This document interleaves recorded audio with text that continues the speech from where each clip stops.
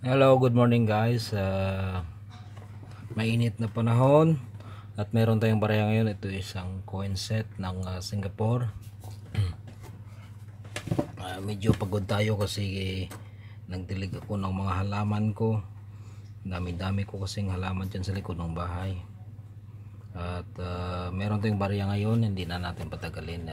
Ito is 1 centavo, parang 1 centavo rin ng Pilipinas.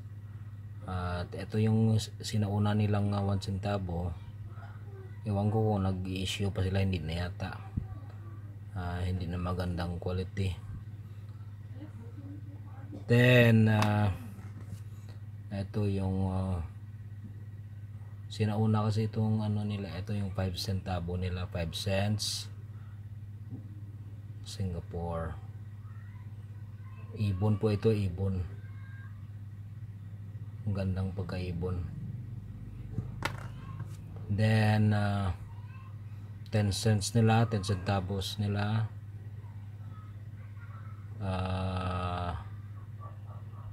Seahorse ito. Ito yung kabayo na hindi pwedeng sakyan. Ewan ko kung may natitira pang seahorse ngayon sa dagat. Maganda pong design, parang shell pero seahorse po ito. Singapore. Maliit lang na bansa ang Singapore pero mayaman sila. Next is eto, fern yata to, fern. 20 centavos. At ayan ang design. Ito yung mga luma nilang mga barya. Ito yung die rotate error ito. Kita nyo 1973.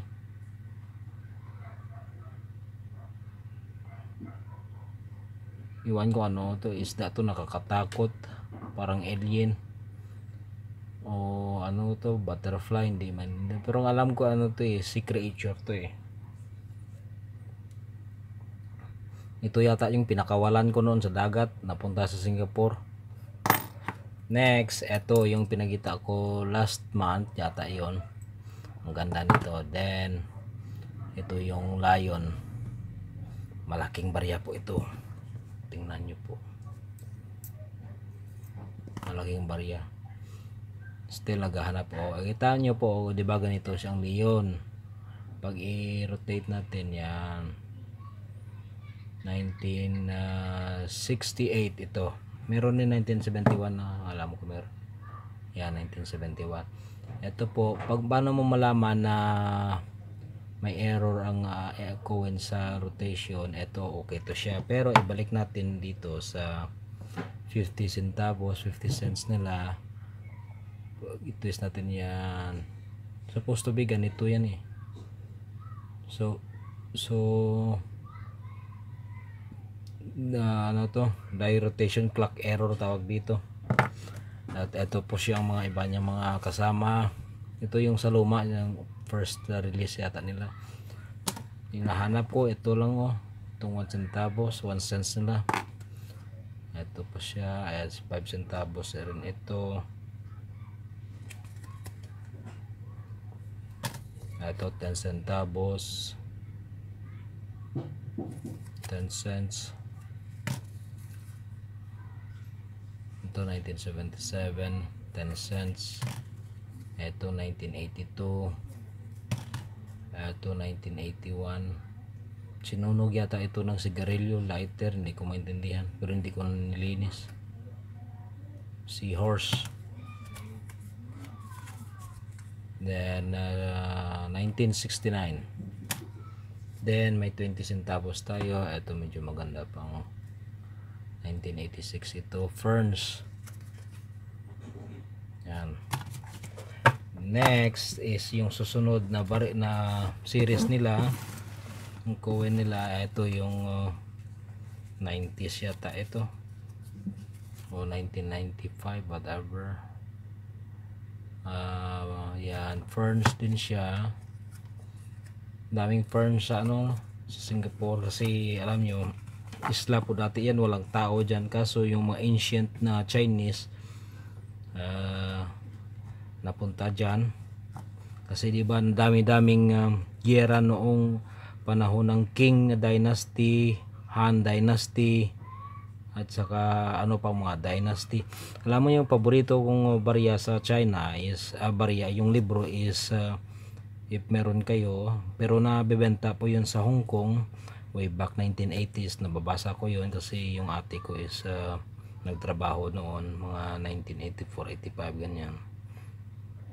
Pangalan nun is The Last Emperor, si Aung San Suu Kyi. Pulang libro po yon, at ang ganda-ganda ng kwento at ang lungkot ng katapusan.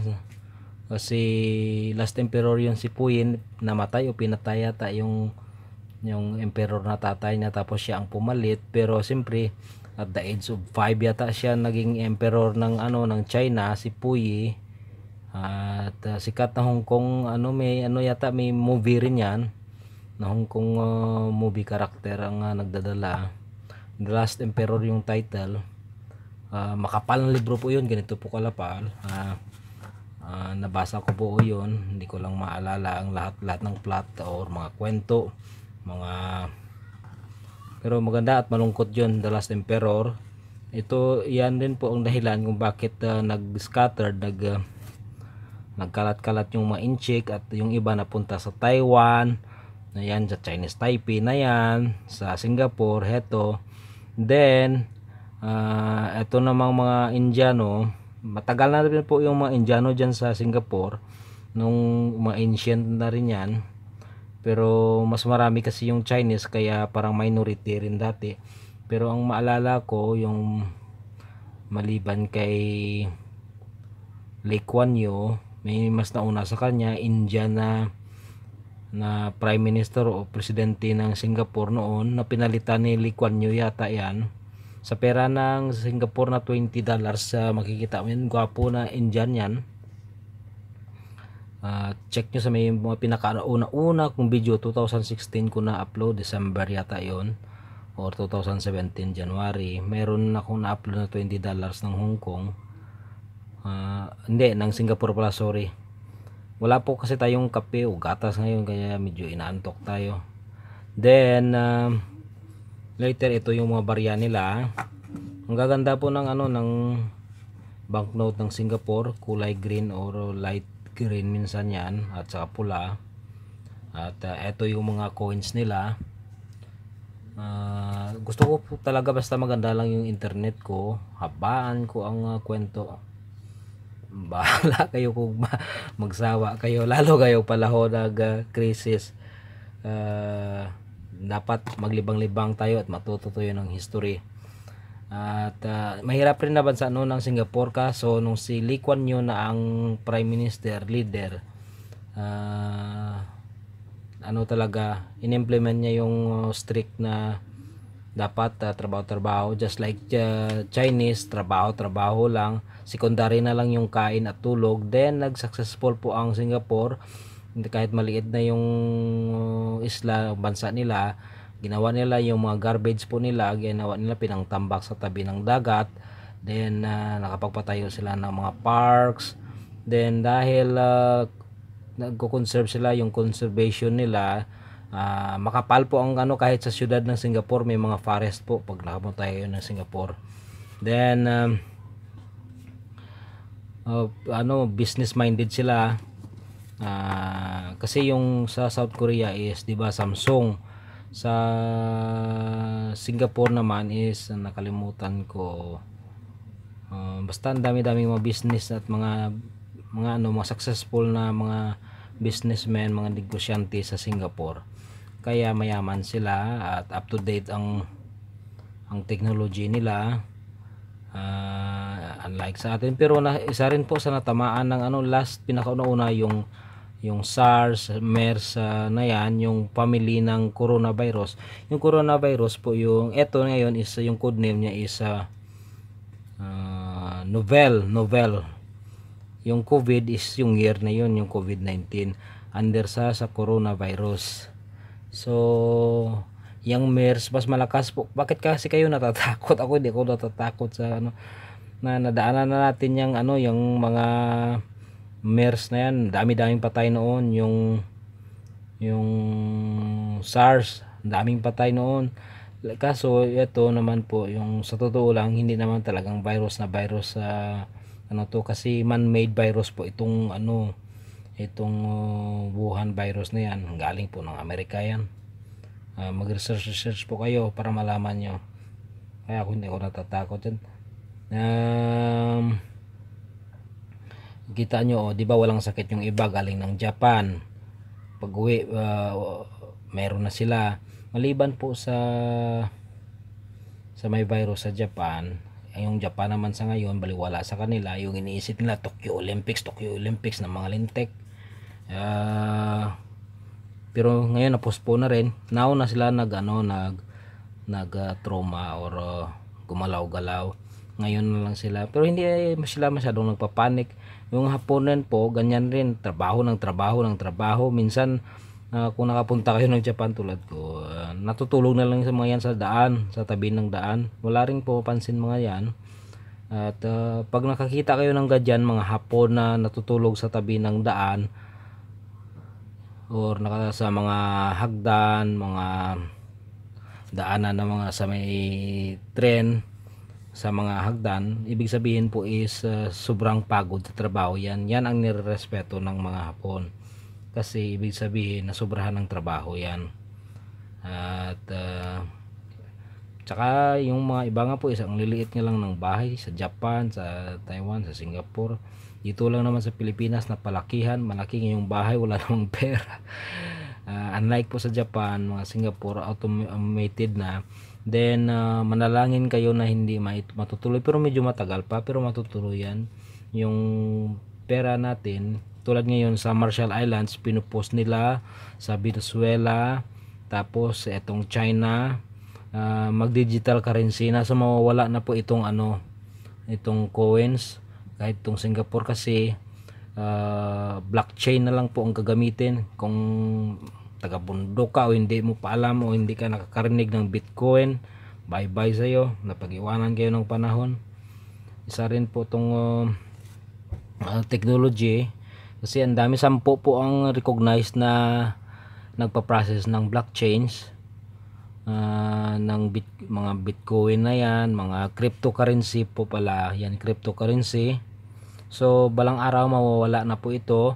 Then ang first na talagang matagal, yung Scandinavian, yung Sweden, matagal na po silang hindi gumagamit ng perang papel, ng physical at ng barya, coins. Tapos at the age of 6 po ngayon is sa Sweden is yung bata is dapat meron na siyang digital money, digital bank, digital cash. Then pag nakapunta na yung ng China, yung hindi na ginagamit yung pera, yung mga foreigner na lang gumagamit ng pera minsan, mga Amerikano na lang at ibang bansa, kasi cellphone na lang po ang ginagamit. Tapos itutok mo lang, kung alam niyo yung QR code na lang po. Kahit bibili ka ng isaw o hotdog or barbecue sa street food sa daan, QR code po na ang ginagamit at cellphone. Then mas mabilis po kasi yon. Then yan lang, pag kailangan mo ng mga change, kahit sumakay ka ng bisikleta sa China, sa kotse, sa taxi, wala na pong cash, hindi na sila tumatanggap. Sa mga restaurant, hindi na po sila tumatanggap ng mga cash, kundi makikita mo yan sa sign nila, if marunong kayo magbasa ng Chinese, no cash allowed or we do not accept cash, yan ang nakasulat. Then lahat-lahat na po mga bilihan, then advance na. If alam nyo yung Alibaba, sila yung may-ari ng Alipay, yung ng money processing po yon, tulad ng PayPal. Si Jack Ma may-ari ng Alibaba, then sila rin ang may-ari ng Alipay sa China. Then doon pinaprocess yung bayad online. Then sorry na, that is why yung nakikita natin ng mga coins ngayon ng China, yan na lang po ang last na generation ng coins at mga banknotes. Kaya nalulungkot po ako na balang araw mawala na po yung mga coins, so wala na, hindi na ma-update yung mga coins. So sa ngayon pa lang, pagtiyagaan nyo na magkolekta na ng mga barya. Kung talagang mahal nyo po ang tulad ko is dapat magkolekta kayo. Sa mga nakikinig, shout out na naman, di ko naman makalimutan si OFW Coin Collector, OFW Collector o Coin Collector, lahat na kayo, kasi naalala ko siya yung nagpapatawa sa akin. Hindi po ako magtala, hindi rin po ako sasayaw, at i-degrade ko sarili ko, pasensya na po. Patawa lang, no offense sa lahat, sa mga kaibigan natin. At kanta sa sunod pwede. sunod na 2025. At yan lang po, kasi gusto ko lang may update kayo, baka hindi pa kayo updated na itong mga barya is mawawala na ito balang araw. At kasi cryptocurrency at saka digital currency na ginagamit ngayon.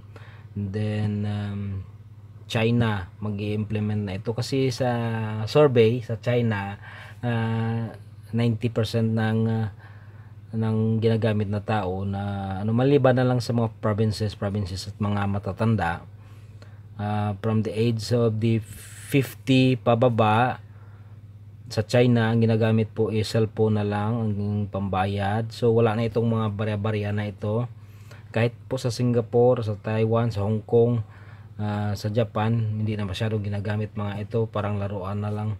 So kasi mas maganda po pag cellphone lahat nandoon na, magpa-reserve ka sa hotel, restaurant, advance sa restaurant. Kasi pag maganda, pag naka-digital pay ka, pag advance ka magbayad sa isang restaurant, mura pong babayaran kasi priority yun. Pero pagdating mo doon sa restaurant, pagdating mo doon, maka times 3 ganyan pong babayaran. Bigyan ko lang kayo ng idea. At tulad ko po is palaikot sa mundo, kaya medyo nagkaroon tayo ng idea sa ganyan. Then medyo mahaba na, itapusin ko na to. Ito sila atin ang pinaka-latest na currencies nila.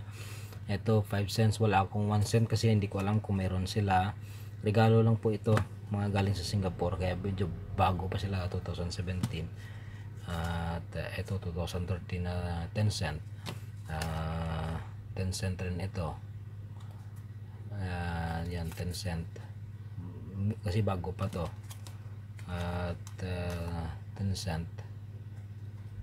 Then 20 cent, wala akong 50, pero meron ako dito. Alam ko is ito yung $1 nila, baka ito yung pinakasikat na $1 ng Hong Kong yung ito siya. Baka sabihin nila wala tayo. Meron pa ako dyan nakatabi pa. Ayaw ko lang maglabas na napakaraming barya kasi matagal-tagal rin mag-review. At overall, nagagandahan po ako. Mas maganda po ang design kumpara sa mga pera natin way back 1968, 1971.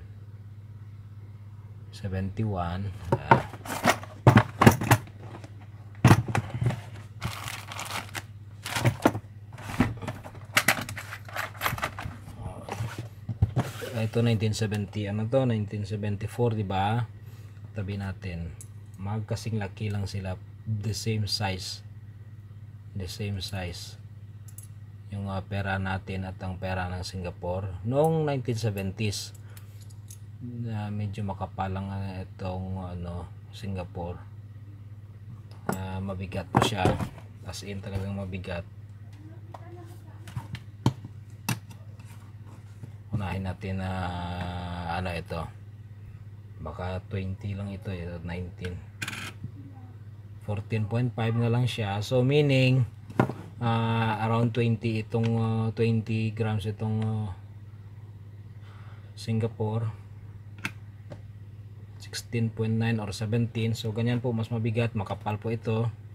At yan lang po, maraming salamat. Gusto ko po sana magkwento, okay? So medyo napapaus ako, hindi pa ako nakainom kasi ng tatat, ng gatas, milk, kahit milk ng asawa ko hindi pa ako nakainom. So ganyan lang po, maraming salamat, shout out lahat dyan. Gusto ko kayong i-mention lahat pero baka tatagalan naman tong video. So mamaya, bukas, sunod na araw naman ulit, kung gusto niyo magkwento, gusto ko rin magkwento, sunod pulos kwento na lang, wala tayong barya.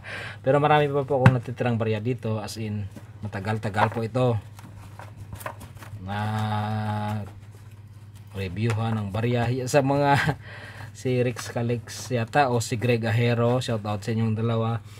Sabi ubos na daw barya, meron pa po basta wag lang kayong magsawa manood, meron pa po akong mga barya, meron pa po.